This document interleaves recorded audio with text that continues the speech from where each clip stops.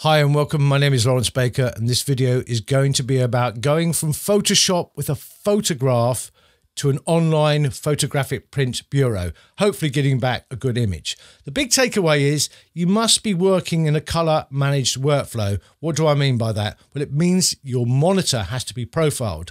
Now you can do this manually via your operating system, or you can buy a Spider X from Data Color, that's pretty good, or the i1 Display Pro from X-Rite. I've got a Spider X. They're roughly around £100. As I said, if you can't afford it, you can do it manually yourself. The next thing to take into account is what company or bureau you're going to use. I use the Print Space in London, and I always look for their print profiles, any bureau I go to. So if I don't see them to the fore or to the front, I think there's something wrong. If I have to actually ask them by email for their print profiles, I would say don't use them. So once you click on them, you download them. They'll have the extension .icc for International Colour Consortium. On a Mac, under Finder, you go to Go Library. If you can't see library, press the Alt or Option key. Go to Colour Sync, Profiles, and cut and paste them in basically. .icc. Once you've got them in, as I say, they're available to you in Lightroom and Photoshop, Illustrator, etc. If you're on a Windows system and you're on Windows 10 and above, just right click on the ICC profile and it'll prompt you to add it to your system. Simple as that. Back to Photoshop. Here's my image. Now, what size am I going to get at 300 ppi? And everyone talks about 300 ppi, and there is a reason for that, is that every photographic bureau will tell you you need to be on 300 ppi. If they don't mention ppi, don't use them either. And all ppi means in this sort of world, the Adobe world, is represent in 1 inch of paper 300 pixels. Has nothing to do with screens. It's only for print. I've covered this in previous videos, so I go on about it a little bit too much. But 300 ppi means represent in 1 inch 300 pixels. And how many dots of ink or spray of ink or whatever will make up 1 pixel? It could be thousands, it could be a million. I don't know, and I don't care because every printer is different. So how do I know what size I'm going to get? And the quick and dirty method is to go to image size, Alt or Option, Command and Control I, and you can see, because it's on inches already, but it's normally on pixels, you just change it to inches. I'm going to get a 19 inch by 11 inch image. Now, this is, me doing the crop. I'm happy. If I sent this off to the bureau, it would come back at 19.94 inches by 11.217 inches. That's what will happen. If I want any other size than that, I have to make sure I've got the aspect ratio of the image right, and then I'll come in and resize. And when you resize, resampling will take place, and it must be ticked, and they're called interpolation methods. And if you're on automatic, if you go up or upscale, it'll be preserve details enlargement.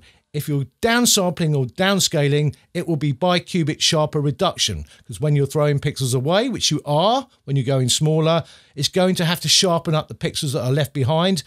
I prefer to use bicubic smooth gradients for going down sampling or downsizing, and for going up, I use the technology preview, which is ticked in the preferences by default now, preserve details 2.0. And if it isn't ticked in your preferences, make sure you've got it ticked, because it's important. This particular upscaling for photographs is absolutely fantastic. You've got that choice. Now, as I said, you can't just say, well, I want a certain size here if your aspect ratio isn't right. So if I pick something like 11 by 14, I get 11 by 6 because the image aspect ratio can't give me that size. So basically, the height has become 6. It's only one edge is being respected. Alt or Option keycap press, you can reset here. So you've got to crop to an aspect ratio. So I'm going to go back to the print space and pick a size. And I'm going to pick something I know to be smaller, like 16 by 20. Back I go, Photoshop, and I can't put 16 by 20 in there. It's not going to work. We know that now. Only one edge will be respected. It will be the ratio. So let's do ratio. I'm not doing width, height, and resolution first. 16 in there by 20. I don't like the crop. I might stay with that. You can change it from landscape to portrait. So I might stay with that portrait. It's fine. 16 by 20. Everything else is fine. And then just press the tick symbol. Job done. So the aspect ratio is right. Obviously the size won't be yet. So I've got to put 16 by 20 in there. So 16 by 20, it's worked. Sometimes it doesn't. So I've been practicing before and it's given me rounding errors. I'll have 20.002. So it's a bit flaky, but you have more control here because you can pick your resample method. The other way of doing it, cancel, is, and that's Command Control Z to go back to the original image, is go width, height and resolution. So width, height and resolution, 300 ppi, that's important. Same crop, job done. But I had no control over the resampling because resampling has taken place. This is important to understand. So I've got, because I've gone down in size without any choice, bicubic sharper reduction. Cancel on that. So that's what's happened. It's done the interpolation for me. This rounding error hasn't shown up, but it does show up. So what I often do is I do the aspect ratio crop in Lightroom, then bring it in. So it's one of those little things that didn't show up here, but it might show up for you. Now, if it's, let's say, 20.002 inches, I don't think the print bureau is going to charge you for a larger image. So let's go back to the print bureau, because what happens is if you do nothing to the image, what will happen is they'll charge me for the template size I fit in. Most bureaus will do that to you. They can't be bothered to work out how much paper you're exactly using. They just say, well, you fit into 20 by 30, you're going to be charged this. That's the way it works. So if you want certain sizes, you've got to think about cropping to aspect ratio, etc. And then if you do this width, height and resolution crop, you're going to use the automatic interpolation methods. There's no control here. You're a bit annoying as far as I'm concerned.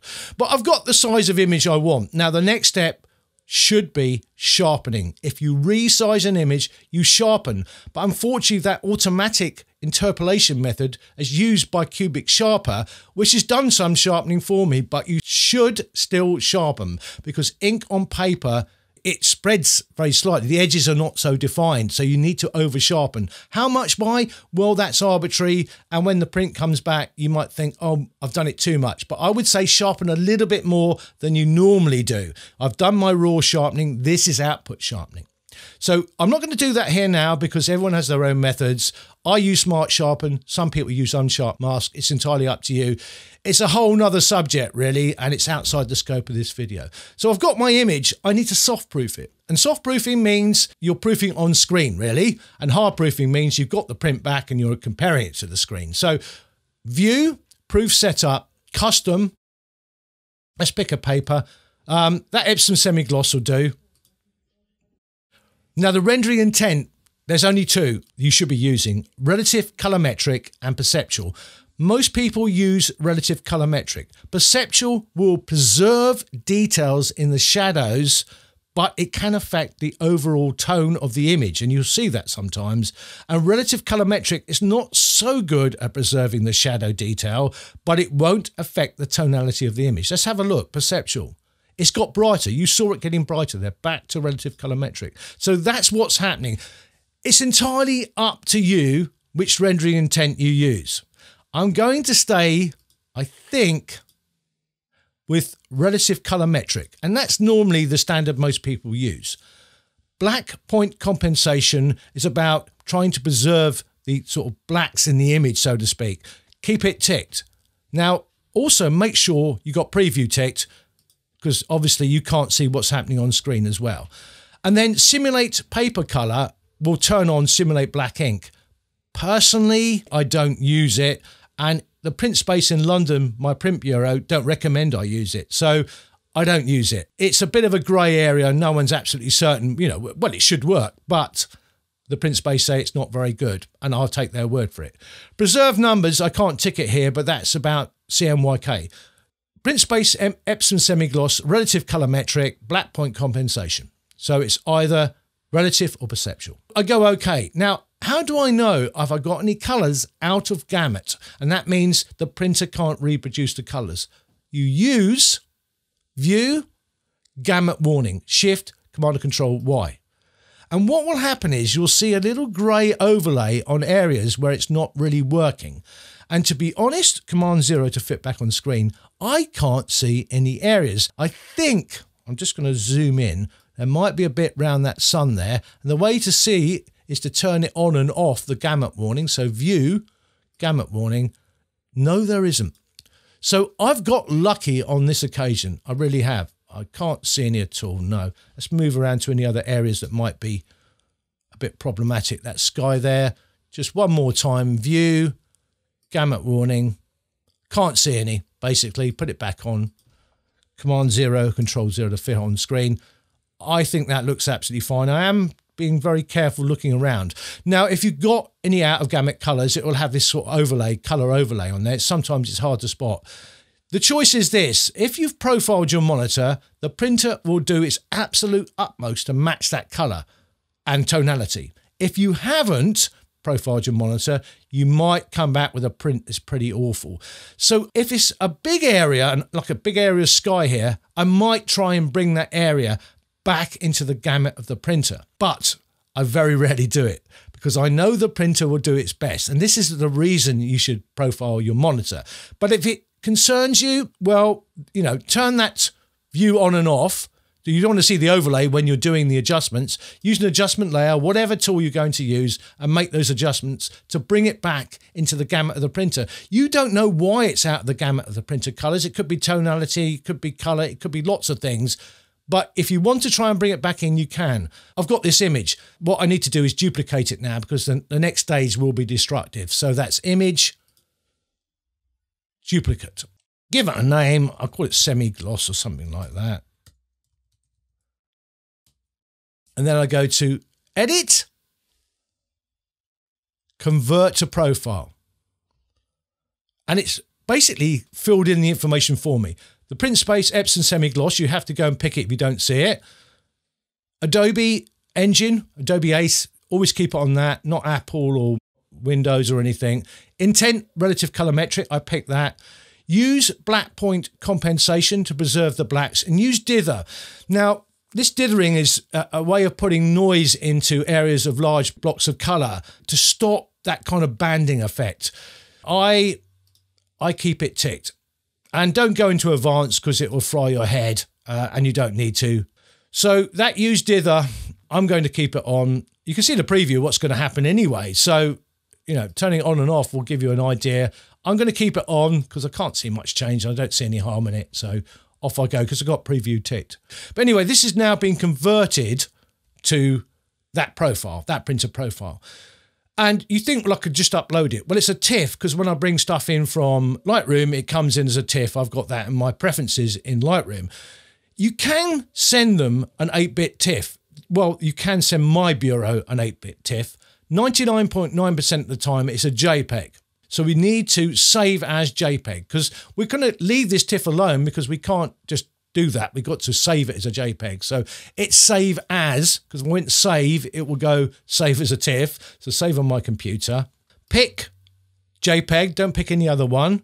You can see it's embedded the color profile. That's important. It says file must be saved as a copy with this selection. So it's going to make a new file. I might call it semi-gloss save. Semi-gloss 1 it's in now. I think it's semi-gloss 2 I should use actually.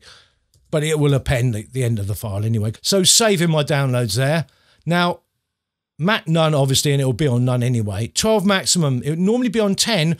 Make it 12. You don't want any compression done on this image. And when you're on the maximum quality with this JPEG here, it's not affecting the colors or the high frequency detail or anything like that. So you're getting an uncompressed file, but JPEG is a compression method, but it's not throwing away any color or any high frequency detail. So it's the best you can get really.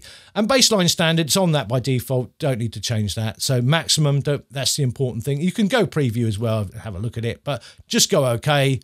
Job done. Out to my Finder. I'm on a Mac.